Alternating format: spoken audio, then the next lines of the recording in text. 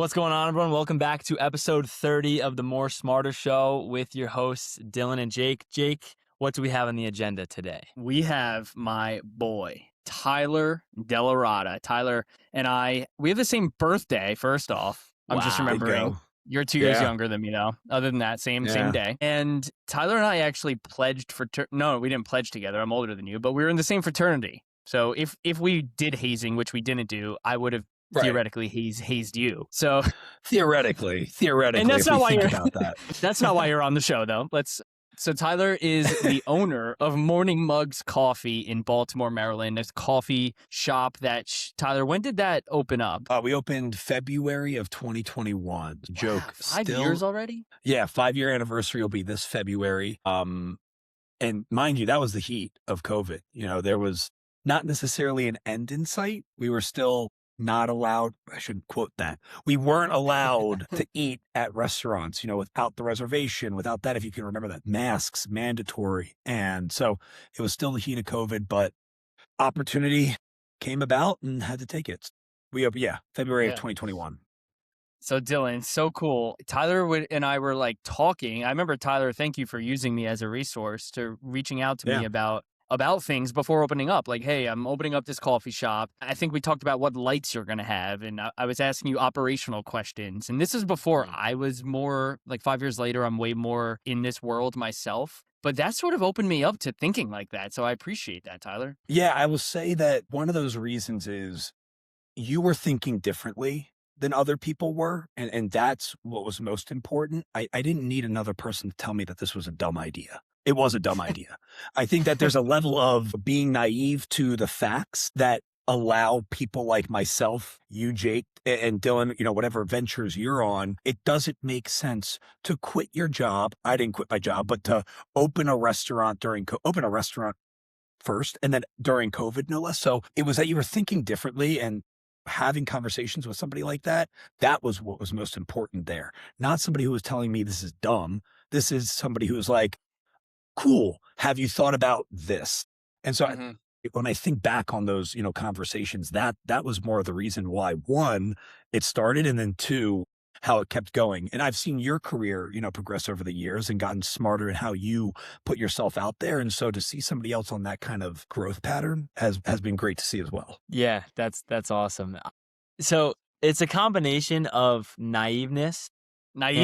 You do that every time. Naivety. Dude, I honestly didn't know. So that's why I changed my grammar midway through. I was like, no, being naive. Yeah, I didn't know. Naivete. Okay. So naivete, it's a combination of naivete, but also being intelligent with your actions, right? I would say whatever the word is. I don't care what the word is. I think that because I operated during COVID, I could make mistakes. And I actually tell a lot of people this. Some of my favorite business models are those that start small and start simple. There's a coffee business at this point, almost giant brand called Nitro Bar up in Rhode Island. They've really hit virality. I mean, 3 locations in Rhode Island. They're expanding to New York City, and they have that social following. But they started in a fucking cart. Literally, like just a cart that they drove around, dropped off. And I honestly don't even know if they did espresso drinks. They might have literally just done nitro on tap because it was simpler. But you start there, you see if one, this is something you even like. Then you learn, is there a need for it? But, for me, that version was COVID because rent was cheap. I could make those mistakes. So Dylan, you bring up like business smarts nowadays as things are more expensive. Absolutely. I had somebody come in telling me that, a friend of mine from high school, actually, he's like, I want to open a coffee shop. I was like, cool. What's the vibe? He's like, well, I think I'm going to pay this person for the logo. And I think that the space will look good like this. And I said, what's your menu? Well, I don't know yet. And I'm like, dude, like, don't get me wrong. Logos are sick. I love a new logo or a new merch thing. This shit doesn't make you money knowing how much your coffee is going to cost, knowing that. So I think that over the years, it's become more important. I had the benefit of being dumb enough to open during COVID that I could make mistakes and still, I'll never forget, quick story. Our first weekend opened, there were these cookies I was just outsourcing. So they were coming in. I was actually selling them for 25 cents less than what I was buying them for. because I just didn't double check the invoice. Dumbass. Printed on my forehead. You can't do that today. God forbid, So I think I had a little bit more of a runway, but today's world, I agree with you, Dylan. Definitely have to still have the business savvy. I can confirm, Dylan, very dumb. Tyler's very dumb. And that's one of his strong suits. You have to be. You have to be a little dumb in this business, because if you're too smart, you're never going to do it. Thanks, Jake. I appreciate that. That's right. That's my senior quote. All right. There's so many ways we can go with this episode. I'm so excited. Sure. We can touch on your social media, which is incredible. The coffee shop social media. I have a million questions about that probably. We could also touch on the fact that in your application for the show, you mentioned that you have a cult-like following.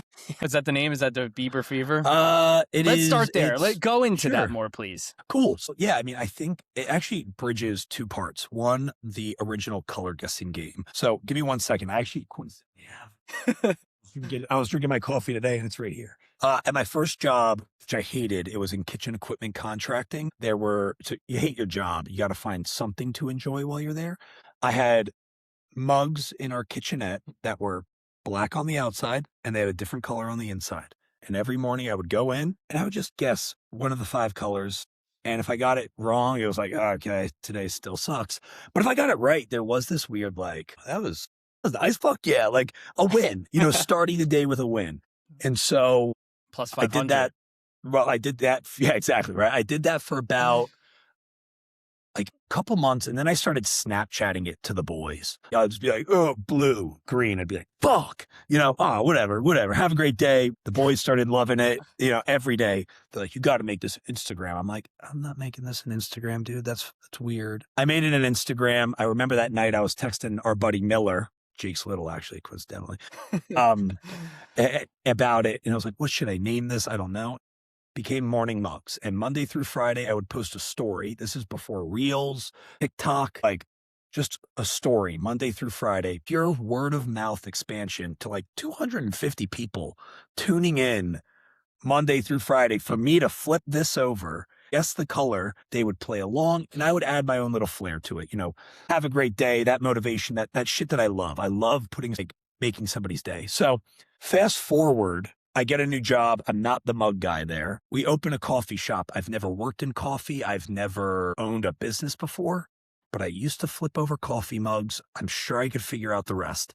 And where this cult-like following comes in is that every customer gets to guess what color their sleeve is. So it's like our own little, game show where every customer, blue, oh, it's red today, or green, oh, it's green. We got to get lasers and stuff to really make it bigger. But now all of a sudden, it's not about the coffee or the product itself that we're selling. It's this energy and, this excitement that you get when you come into Morning Mugs. So when I talk about that cult following, that's what people are talking about. I'll go to, I went to an event or something and they're like, oh, you're the Morning Mugs guy. And I'm like, yeah. And the person next to them is like, what's Morning Mugs? And all of a sudden the person who called me out is like, oh, it's this place where you get to guess a color of your sleeve. And I'm like, we also sell coffee. But, you talk about that cult-like following. One other quick story is, we've had people come in and be like, oh my God, I had a dream. It was purple. You had a dream? You had a dream? We are infiltrating dreams now? So it's little things like that I think have led to this cult following. And then where it transitions now into our social is, I love studying social media. I think that I think it's fascinating. And we're not your coffee shop that's going to post a picture of our coffee. We'll dabble it in there, but really that's not what we sell. We sell a good time. We sell fun. And so we really drive on building content that complements coffee, but the main focus is entertaining the people that are watching. So that's kind of how it's all come to a point and how we're moving forward. But yeah, that's the little, that's the longer-winded way of the story of Morning Mugs. Dylan, have you checked out the social media? I have, and it is intensely awesome. Intense. Good answer. So I'm not a big coffee guy. I have only recently got into it, and I'm still the kind of basic. I'm drinking a caramel iced latte, and I feel like that's the first step to get into it. So Dylan, how old are you? 23. Oh, dude, that's because you're 23, dude. Like you're burning off like the calories of that drink in no time. You're gonna hit like 30, and you're gonna be like, if I drink milk, I'm gonna destroy a toilet. So I just need to drink black coffee now. So that makes sense to me. Just to be clear, it'll change. All right, good. Well, that puts me at ease now. But so I don't really know the difference, I guess, between like coffee shops. Like I think having like maybe Dunkin' or a local spot is probably the same to me. When of course a more experienced person will know the difference. But what I look for is the vibe there. And the vibe is the biggest thing. And I like, even if you think of like, I hate to bring up different podcasts here, but I was listening to the Starbucks founder talking on a podcast, and he was talking. No. He was saying that it's an experience going to Starbucks, and you're not just going to get a coffee, you're going to get a beverage and an experience. And you're clearly crushing that part. So good on you on that. What's his name? Literally, Howard Schultz. Howard Schultz. Yeah. Thank you. For some reason, Jake, you say ew. I actually love. I said boo.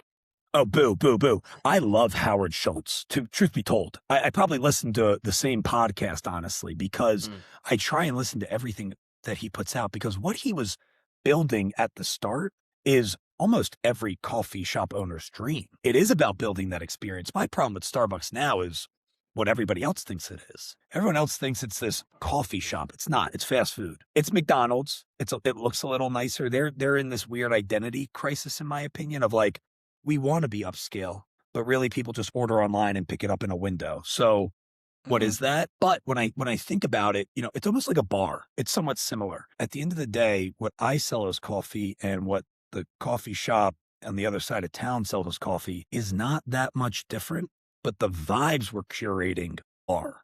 And even that transition from, I was in tech sales for the first 3 years of Morning Mugs. And tech sales is very, fuck you, fuck the competitors. We want to beat them out. Coffee, in my opinion, is actually more collaborative. I love going to a coffee shop to see what are they doing and why it's important to them. You have your fair share of shops that I think are just putting out shit, like just not good coffee. It's going to happen. But if your product is at least at par, if not a little bit better, at the end of the day, you're just a vibe curator. And that's also awesome, and that's okay. Bars are the same thing. The Bud Light from one store shouldn't be that much different than the Bud Light from another, but you go here because the vibes or this or that. It's a great analogy. Yeah, the other part I will add is vibes somehow change the taste. I think that in a weird way, the color guessing game, one, drives a better experience, right? If you get the color right, you're already happy, you're elevated, your endorphins are going.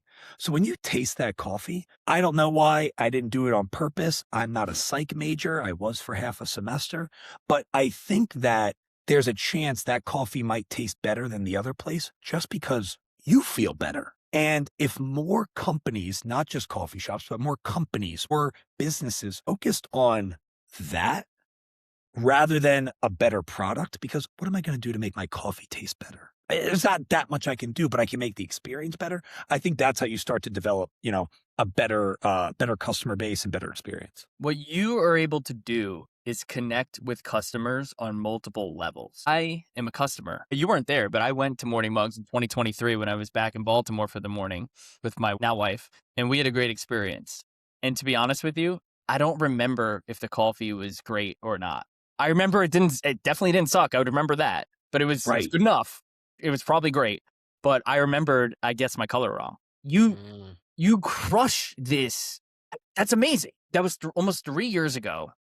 Unless you're playing the I have the greatest coffee in the world game, which you just said and made a great point. It's really hard to play that game. How much better is one coffee than another? I remember I chose red. I don't know why I went with red. I'm not a red guy, but I felt it and I was yellow. So I even remember the numbers. Dang.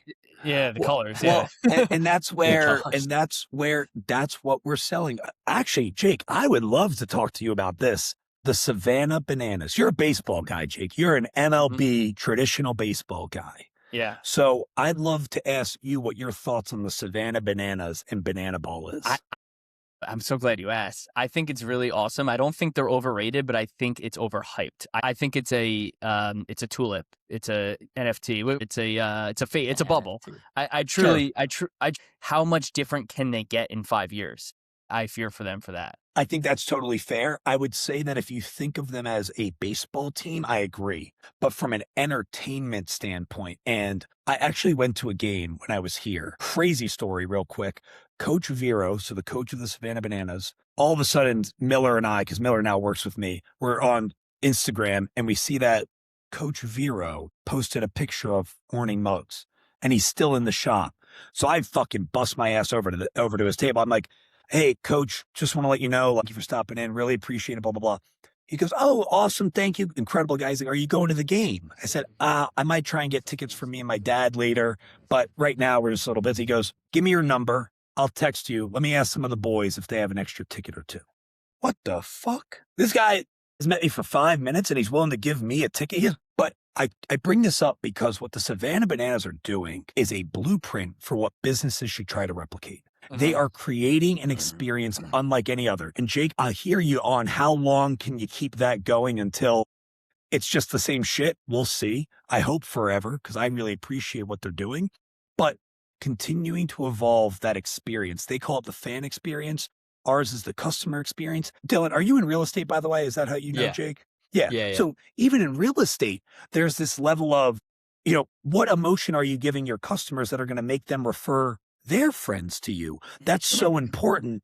And if you only treat real estate as I sold the house, how long is that going to last versus making somebody's experience in buying a house that great that they share it with the next person?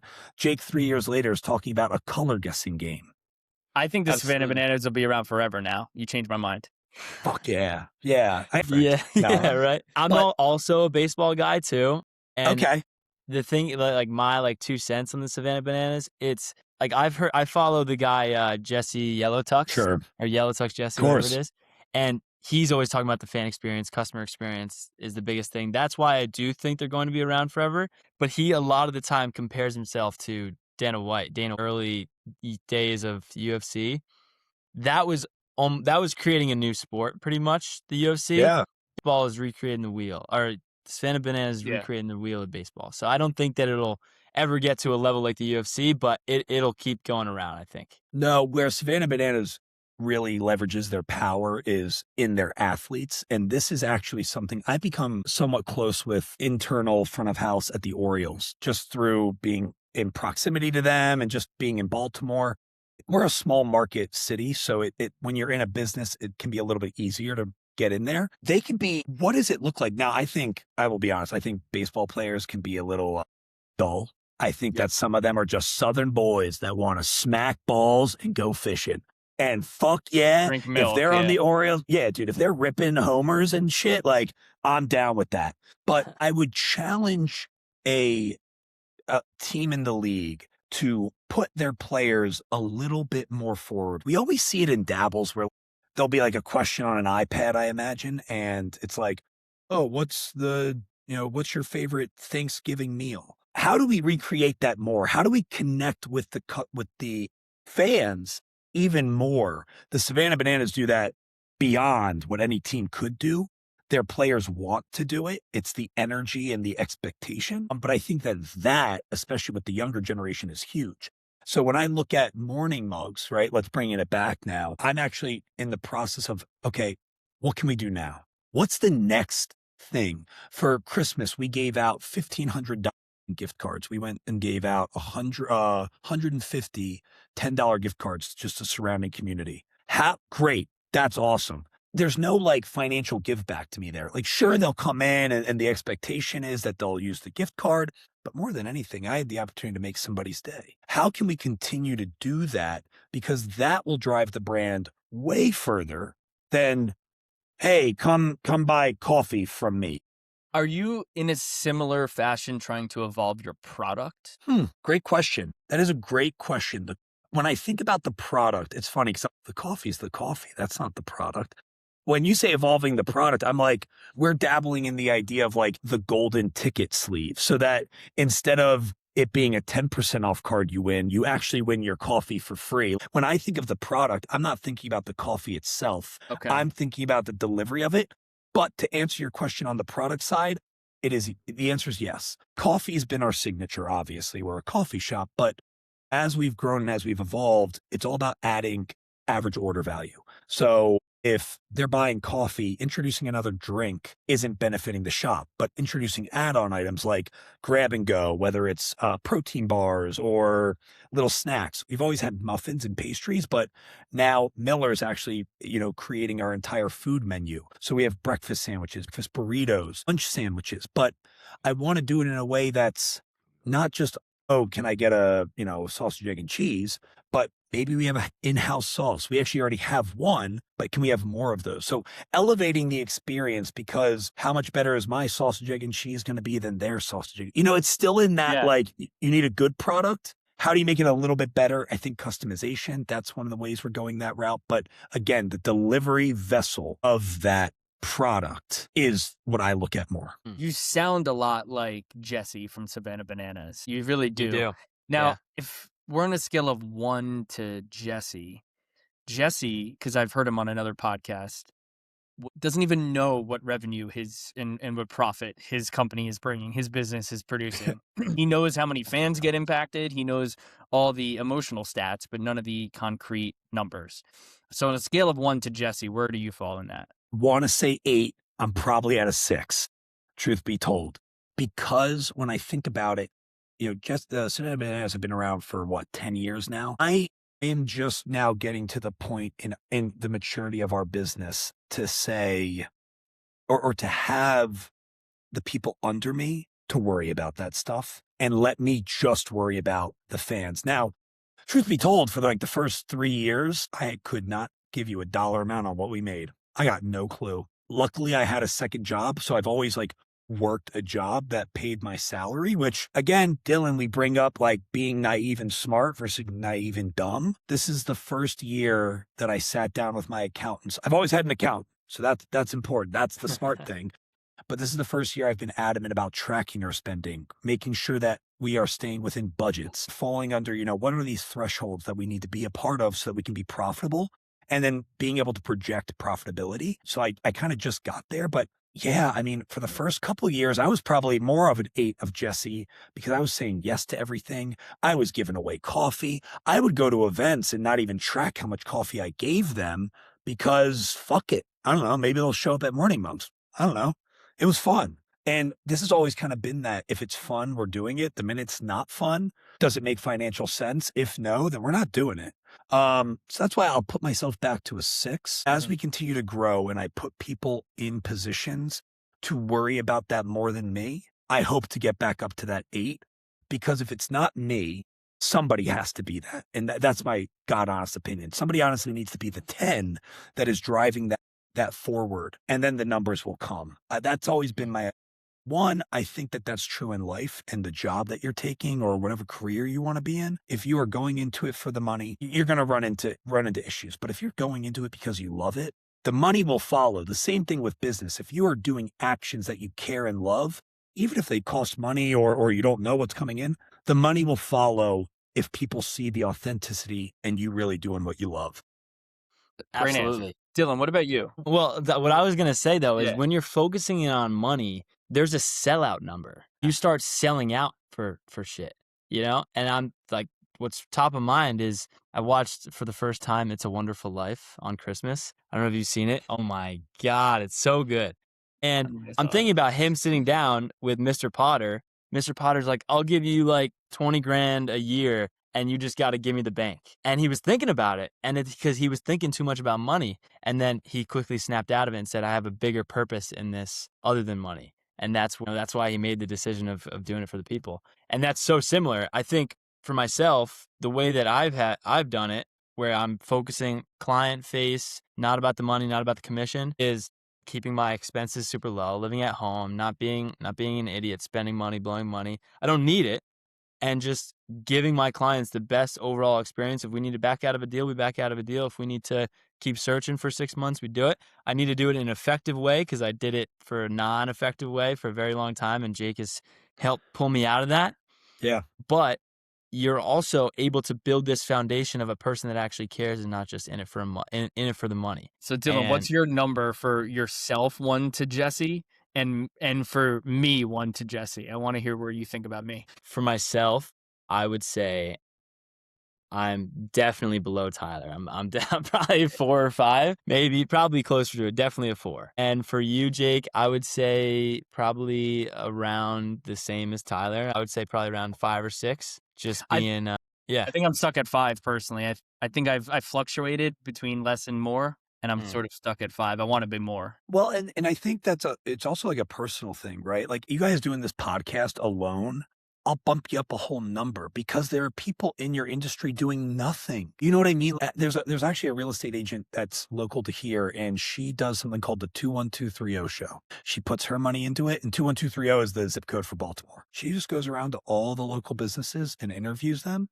Her reason, if people follow her doing that, which is just exposing awesome small businesses, they're probably going to trust her to sell a house, to buy a house. So sometimes it's not always even just like the one-to-one, here's my job, here's what I'm doing. Sometimes it's some of those things that are like complementary. And you know, you guys are providing a product for people. You're talking to business owners. You're creating trustworthiness in yourselves and how you put this podcast out. That still will affect your brand as a business owner, and that's also important. So I'd give you guys an extra bump up and things maybe like a little that. 6, 7, maybe. Yeah. Well, 6, 7, exactly. You gotta, dude. Stop it there. That made its way to Baltimore. I wasn't sure. That's funny because honestly, growing up with my cousins in New York, we were always like 100 days behind on things.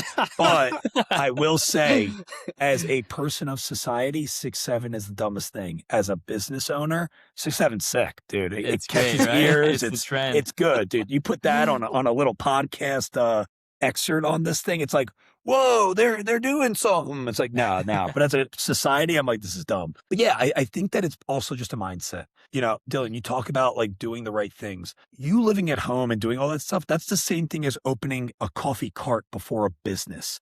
And you brought it up. I'm able to think about the customer first because when I first opened, we were simple. We were small. My expenses were low. I can't imagine the stress and I had a second job. So like, if this went south, I was like, fuck it, I'll just do tech sales forever. The people that just up and quit their job and follow their passion, I would be more concerned with them because they don't have the same runway that allows them to build the business properly, in my opinion. But yeah. That's the quickest way to turn a passion into, I hate everything about this. Oh my God, dude. That's what I did too, Tyler. I was teaching for my first 4 years of being a realtor. Yeah. In 2023, oh my God, you were a teacher. You remember that? It was a couple Jakes ago. But in 2023, I left teaching. This kid's got a fucking children's book. Like, that's how you know. He's really done it all. That's how I think that might be the first time Rock on Billy has been brought up on the podcast. Plug it. Rock on Billy. With an F-bomb, too. Yeah. Get your fucking kids Rock on Billy. Sorry, Dylan. I know you said. But yeah, good point. Yeah, I'd love you to keep hearing this. You were a teacher. So that's where my number is fluctuating because I do think I started as a 10 because I knew I was making money at my job. So I could put all my value into, I don't care how much money the real estate thing's going to earn me because I don't need the money. Leaving my job, it's impossible to not feel that way. Oh, I don't have that reoccurring income and benefits that I know is coming in every other week. And I'm still myself where I'm client first, of course, value add or bust, but I am also conscious that I need to live. So that's where I feel like I'm fluctuating in that 5 range on the 1 to Jesse scale. Yeah. So actually, quick thing about teachers. I think teachers are the best hires in the world because like here at Morning Mugs, one, it's a color guessing game. So like a teacher coming in and asking an adult like, oh, what color do you want to get? It's great. They also bring that kind of energy. That is like the one job where you need to be on every day. And Jake, I mean, I'm sure you have stories of days that just like you weren't mentally there and things like that. And it probably made your life harder to be in that mindset than to show up fully and engage with these people and engage with these kids or whatever it was.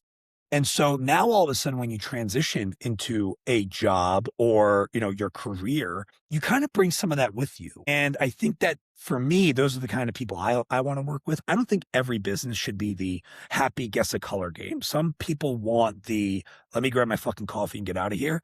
So I'm not saying it's for everybody, but for me specifically, working with teachers, they bring that kind of energy that I think is really translates well to the Savannah Banana mindset of, I got to make this person's day however I can. What's so cool is I obviously haven't been to your shop, but the way I'm picturing it right now is I'm walking in and it's like the people on stage like, come on down. That's like the expectation that I have. Well, and then like I'll ask you, do you care how good the coffee tastes if that's what you're walking into? No. As long as you walk out and you're like, as long as it has caffeine. Yeah. You don't want to spit. The worst, I think the biggest disrespectful thing I could ever hear is, I hated it so much I threw it out as soon as I walked out the door. And I think we've all maybe experienced that before, and we're not going to write a Google review about it, but like that is like the top of the worst. So as long as you're walking out with a smile and you enjoyed it, if you walk in expecting a game show, I'm like, booyah, we did our job. That's exactly what I want. So let me ask you, Tyler, from someone who's a couple states away, you seem very involved. Whether you're there at the shop every day, I don't know, because I've only been there once 3 years ago. But it seems like the social media is you, and it seems like you're very involved with your business. If and when you decide to scale this business, how do you see your involvement? Great question. That is like, you're almost like you're like, oh, dude, don't forget you have to journal about this. I'm a big fan of journaling just to get all the shit out of my head. And I'm like, yeah, I don't know. Here's strategically how I think about it. Step one is getting people that I trust in places to handle the day-to-day things. I hate scheduling. I don't want to worry about other people's like schedules or making sure that they're available. I don't want to do any of that. So I recently just hired a GM to handle all of the day-to-day. And over it's been 4 months. My hope is by month 6, we're in a full transition to where like we meet once a week, we talk about what's going on in the shop, and that's that. So one, it's getting people in places to handle the things I definitely don't want to be a part of, like that day-to-day. I think part of that day-to-day is also creating hierarchies of people so that you always have somebody to fill the gap as you grow. And my hope is that the GM here becomes the district manager and she just has all 3 stores or all 4 stores. But we need somebody here to fill that gap. So I think that that's 2 parts. It's, putting somebody here now, but also building the system so that as we grow, it builds within. Because I think that when you have a culture like we do, it's not always easy to hire from the outside. Versus we have some fantastic people working here right now that with some training and some time could fill those gaps. I'm super involved in the social media because I love it. I'm involved in the marketing, things like limited time offers. So banana bread latte took us to a whole new level last year. And that's just at bats. We did the Old Bay latte. That didn't like expand our business, but our social media blew up because we're in Maryland and you put Old Bay in anything. But I'm involved in those creative outlets and I'd love to stay in those creative outlets. And as we continue to grow, it's bringing on somebody who is more of that COO position because that's just not where I want to be. I love to support it, but I don't want my brain always thinking about it. And then even being able to build a team of social below me. But that's where my passion is in that creative. And it's not even the creative and social, it's the creative and how can I make somebody's day better? And those outlets are through marketing more than anything, whether that's a drink drop, whether that's social media content, whether that's in-store promotions. That's where my passion lies. So right now, my hand is still in everything. When you are sub $500,000, it will work. When you kind of break past that threshold of 500,000 and near $1 million, everything can't funnel through one person. That's what I've learned this year. It was the, hey, Tyler, that was our systems and processes. And that was okay. 2 locations, not going to work. Over $500,000, not going to work. We need those systems and processes. So that's where we are right now. That's our strategic transition in the middle. And then where I hope to be is high level. Where are we going to next? And my hand in the marketing still. What does that aspect look like? The marketing? That next level, that you. Dude, honestly, part of it, I just had a conversation with a COO. She actually works with Techstars. So it's like venture backed stuff. But I was talking to her and she was like, you got to get out of the mindset of being in front of your computer for 8 hours is a good job and a good day. Like that's part of it is, one, it's what society and this new work from home has taught us. It's like, good job. You sat in front of your computer for 8 hours. Nice. It's not that. It's, it's what's crazy is like Melanie Newman is becoming a friend of mine.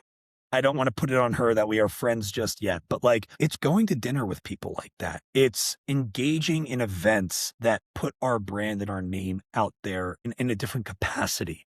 If I'm sitting behind my computer for 8 hours doing I don't even know what, I'm failing at that high level. If I'm even spending my time on scheduling and ordering coffee, that's a waste of my time because I need to be elsewhere. Steve Jobs, I just really fell in love with him as a business person. I've learned that he was actually like a scumbag in real life, like as a human being. But I guess when you are a generational icon and like generational, whatever the word is of developing change, you might be that. But he broke down what being the CEO and what leadership was into like 3 pillars. And the top one is recruiting. And I think that recruiting is really interesting because it's not just recruiting from that like HR perspective, which it is. What I put out to the world is the kind of people I want to bring into my business, but it's also recruiting customers. It's recruiting other businesses to work with. So this idea of recruiting, that's where my head needs to be. And that's not sitting in front of a computer all day. And then vision, and how you display that vision, whether it's how you live your life all day or how you interact with your employees and then how you interact with guests, just kind of going off this, like, it's not sitting in front of a camera. It's a new thing for me to like, don't be in the shop fixing the ice machine. Yeah. Everyone knows you can do it. That's great. Pay the guy to do it and go fucking make a new connection with somebody that might take the business to the next level. If you were to ask me and say, Jake, when do you want me on a podcast? I would say I want you in 2026 because you're 5 years into the business. Anything before now and anything after now can have its own category of conversations. But this is the one I'm so locked in on because it's actually aligned with where I am as well. And it's tough to get to that next level because Dylan and I on this podcast call it the chicken or the egg. Do we want to put our time in and our efforts forward, or do we want to put our money forward? It's really the chicken or the egg, the money or the time. Those decisions are tough. I don't have any advice for you. I feel you though. But dude, exactly. It's like, I could save money by doing it, but am I really saving money? And something that's helped me, I guess my advice is like really creating like my hourly rate. What is my hourly rate for this business and like my skill set? And if the latter, because also the person you hire to do whatever it is, they will be faster. They will get it done time. Like, you can hold them accountable way easier for me personally than myself accountable. There are shelves that I was supposed to build, dare I say, a month ago. I almost said 2 weeks. It might be a month ago, still sitting in there. Now, paying a TaskRabbit $50 to build them, all right. Honestly, saying that out loud, I'm like, fuck, why did I not do that right away? What's $50 to have those shelves already done? So I do try and like put my own hourly rate on myself, and that helps me a little bit. I've tried that. I used to be $51 an hour for years. For a couple of years, that was my rate. Anything $50 or less gets out. Then it's not a bad start. Then I upped myself to 101 about a year ago. I really like this 01 or this 1 at the end because that threshold, it puts everything under that threshold. So I might actually steal that. Funny story. It was really 50 and a half, but Meg was like, does everything have to be about betting? And I was like, okay. I won't do over-unders, 51. So 100 and a half or there is a push line. There's a push line here where now Jake's fucked. My problem in 2025, I gave myself a raise too fast. I'm back to 51. I've expressed my challenges on this podcast and to Dylan, and challenges are relative. I understand I'm privileged in many ways. I'm not saying I have, life challenges, but I was like, you know what? I leveled up too fast. I gave myself a promotion too fast. There was a several months span where all my businesses were doing worse than they were 6 months prior. So I had to step in. I had to be like, you know what? I'm now the $1 an hour person. So I feel that so hard. I had my old GM leave and I went back into Tyler's value as $0 an hour. I am doing everything. I worked 72 days in a row. And I'm not saying that humbly. I'm not like, look at me. I'm like, are you kidding me? You were like, why? Like, and I mean every day in the shop operating. Mind you, it was also our 3 best months ever. So like 2 things happened at the same time. Your brain is just operating at a new speed, at a new level. And it wants to keep going there. And I've had to learn to like, okay, calm down, time to slow down. Like, let them do it. They can do it. You now hired that person. Let them do the job that you paid them for. But your brain's like, no, but I got to do it because I can do it better. And so Jay, I would actually push you, Jake, to like maybe not be 51, but get them to 61. Start to dabble in like getting up to, but not jumping so high, because that's been my challenge. And dude, then it's also like ego. It's like, well, I can do it better, so I should do it. And it's like, okay, dude, no, you shouldn't brew coffee because you can brew I it thought better. I was hot shit making myself double per hour. I was Right. like, Dylan, I'll be on the podcast when I feel like it. Like, don't worry. Well, dude, that was me. I was taking 2-week vacations before my GM left. I was just like, all right, I'll see you later. You got everything right. And she did. She was great. But then when that leaves, it's like, oh shit. And I haven't had like a good break since then. My girlfriend and I are going to go to Florida for about 2 weeks in February, which is great. I'm in Florida for 2 weeks right now. Wait, what day is it? Ah, fuck. All right, we might not overlap, but that'd be sick. But dude, like, yeah, you got it. Like, any business owner, and I think that you're an idiot if you don't think you're ever going to hit that burnout. Like, I hit burnout. Like, truly, I'm a big fan of therapy. My therapist, I'll never forget. I literally went in. I'm like, okay, before you yell at me, not that she yelled at me. I'm like, I know I'm burning out. There's no other way to handle this situation right now. I'd love to figure out what it looks like in the future, but right now I'm burning out. I'm aware of it. And I think that's better than like spiraling unknown. And she was like, cool. So like, to think that us as business owners are never going to be in a burnout stage or in that 72 days in a row working, it's a false reality. But recognizing it and taking the proper steps to get out of it is way more important.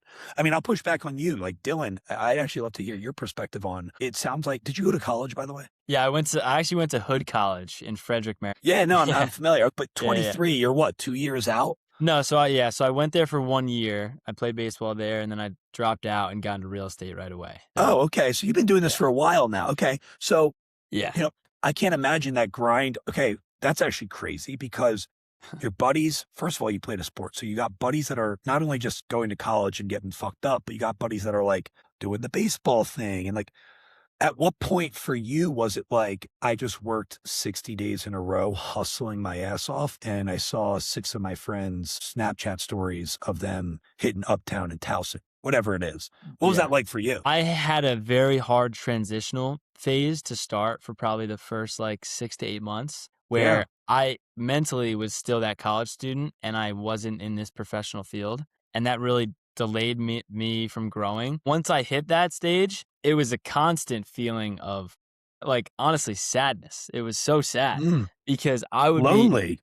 Very lonely. Yeah. So lonely. Very. So when I was working, I was putting in these days and I was like, really, I was on getting into real estate. I was working where you are just supposed to constantly work. You're handed these leads and you're working every single weekend, every single second of the day. That's the expectation of you, which I'm so grateful for. But then I was seeing all my friends getting shit-faced on a Thursday, Friday, Saturday, going out to these college football games at Rutgers and all this stuff. And they would like visit each other too. And I was missing out on that. Thankfully, I was able to make it a little bit of time to go and do that stuff. But a lot of it was really lonely. However, that's the price you have to pay to get to the position I am right now. No debt, net worth quadruple. You can stop there. You can stop at no debt, because isn't that crazy that that's the world we live in today, where it's like, you're the 90th percentile of people that you have zero debt. Maybe some consumer here or there, or maybe you own a house. I don't know. But like, student loan alone is just a crazy debt to hold on to. But I so empathize with lonely.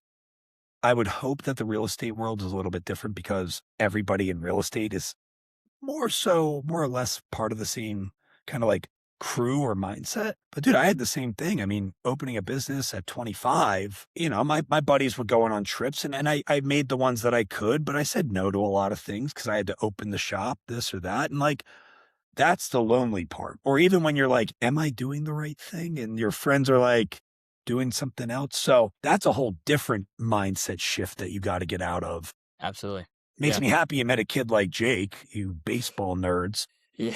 Like that is something newer for me, is trying to expand my network of like other preneurs, whether it's, entrepreneur of a large business, a real estate is its own version of preneur, if you will, which I'll trademark that. So don't steal it. I just came up with it.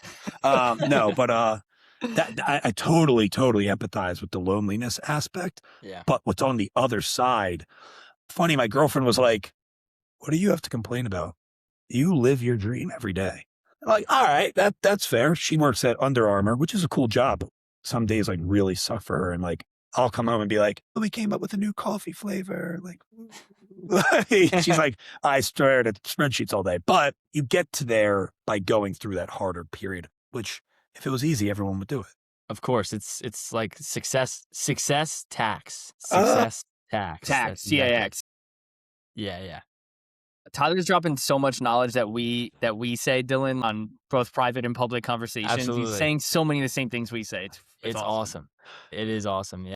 We're all from the same breed, Yeah. So, but Jake, for you, did you feel like you ever went through a phase like that, being more slow rolled into the industry? Career-wise, not necessarily. Life-wise, I graduated college in Baltimore. I stayed there for 4 more years and lived with my friends and everything, and then moved back home. So doing that, like you moved home after college, right, Dylan? So I went 4 years out in the real world and then moved home. That was tough for me on a personal perspective. But no, career-wise, like Tyler had mentioned, because I did have that other career, I was teaching as well. It was a nice ease into this world. But Tyler, one thing I wanted to mention and sort of circle everything together is it's the More Smarter Show.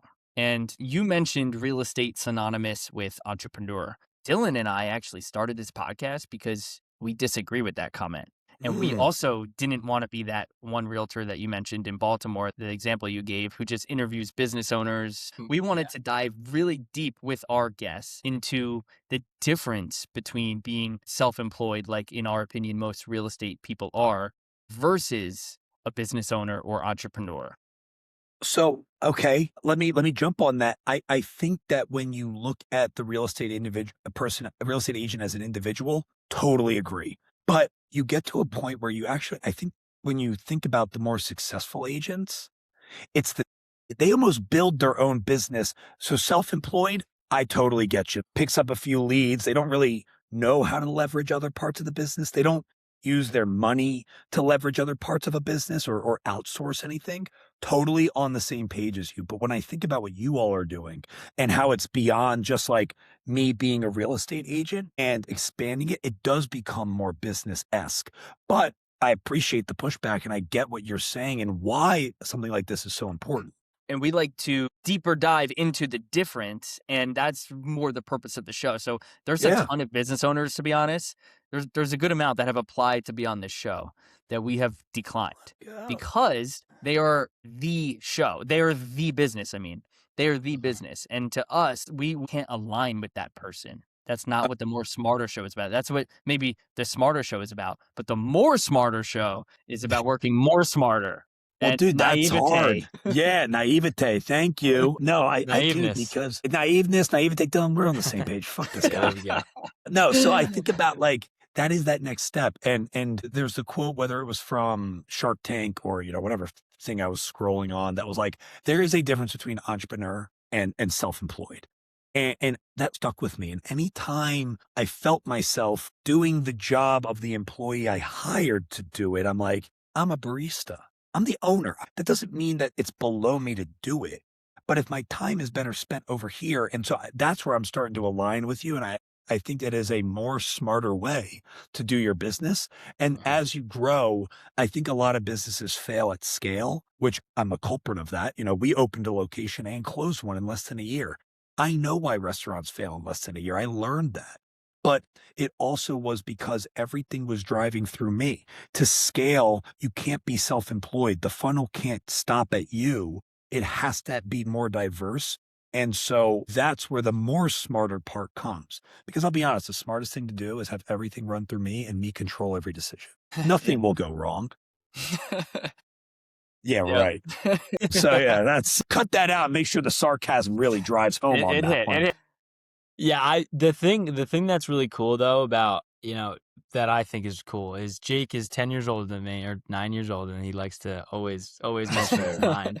Yeah, And Jake, your back hurt lately? Grandpa, yeah. So he, him and I are in two different phases of business where, honestly, this show and sitting down with business owners and having that group, kind of like what you were talking about, to kind of brainstorm with and think about different ways to systemize your business is super valuable. And for me, being a little bit, younger, I don't have that established yet. So I had, like, where we're talking about hourly rate and, hiring and bringing on good people and adding these systems to your business. I don't necessarily have any of that yet.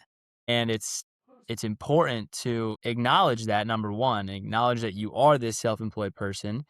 It's almost like, I've never been a part of this, but Alcohol's Anonymous. You have to admit that you are one, and then you can actually change. For sure. I have a tip for that, actually. I have a tip. We do this in my property management company. When you're talking to employee Jake, because we're still working in the business, not just on the business. So you call me Jake. You say, hey, Jake, have something. But when you're talking to, I'm the offensive coordinator of the company. That's what we call me. So you address me by offensive coordinator. And now I know that I'm still Jake, but I'm not the Jake that is doing the work. I am now the thinking Jake of the people sort of, that I'm managing. Oh, I like that too. Yeah. Dude, some of those little things, like even when I was working with my sister, or even when I work with Miller, who's my best friend, I literally am like, all right, dude, best friend hat on. And then I talk about something not business related, even if it's a little bit, or it's all right, business hat on. Dude, I need this, or hey, great job on this. But that weird, physical, it sounds so crazy, but dude, calling Jake offensive coordinator Jake, but dude, it's so good for your psyche and moving the business forward. So I think that's a great one. The hat is another one. Dylan, I think you're in such a great position because you were smart enough. The smart thing to do would be to try and do this and figure it all out yourself. The more smarter thing to do would be to put yourself in a position to learn from others. Who was I listening to? I think it was Yellow Tufts Jesse. It was dude, we are in the age of where putting yourself in the room of your biggest idols couldn't be more easy. Just listening to a podcast for Steve Jobs, I literally listened to 5 different interviews, 2 different movies, all in the span of 2 weeks. I I almost started wearing turtlenecks to work. But no other point in history could we be this close to successful people. And you more than Jake, honestly, Jake still doing it is great. But you at 23, putting yourself in the room to be a sponge, to listen to me talk about a color guessing game? No, but actually, that's sick. I commend you for that.